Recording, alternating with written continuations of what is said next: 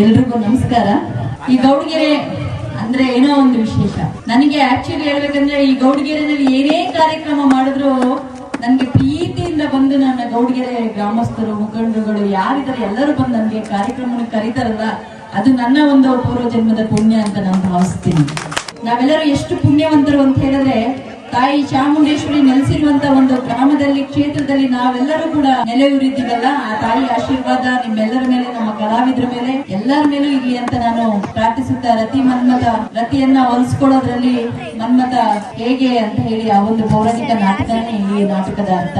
ವೇದಿಕೆ ಮೇಲೆ ಇರುವಂತ ಎಲ್ಲಾ ಗಣ್ಯರಿಗೆ ಅನ್ಸುತ್ತಾ ನನ್ನ ಈ ಒಂದು ಕಾರ್ಯಕ್ರಮಕ್ಕೆ ಆಹ್ವಾನ ಮಾಡಿದಂತ ನಮ್ಮ ಗೌಡಗೆರೆ ಗ್ರಾಮಸ್ಥರಿಗೆ, ಹಾಗೆ ನಮ್ಮ ಧರ್ಮದರ್ಶಿಗಳು ಮಲ್ಲೇಶ್ ಗುರೂಜಿಯವರ ಪಾದಗಳಿಗೆ ನಮಸ್ಕರಿಸುತ್ತಾ ನಾನು ಆ ತಾಯಿ ಚಾಮುಂಡೇಶ್ವರಿ ನಿಮ್ಮೆಲ್ಲರಿಗೂ ಆಯುಷ್ ಆರೋಗ್ಯ ಅಂತಸ್ತನ್ನ ಕೊಟ್ಟು ಕಾಪಾಡಲಿ ಅಂತ ಹೇಳಿ ನಾನು ಒಂದೆರಡು ಮಾತನ್ನು ಮುಗಿಸ್ತೀನಿ. ಧನ್ಯವಾದ.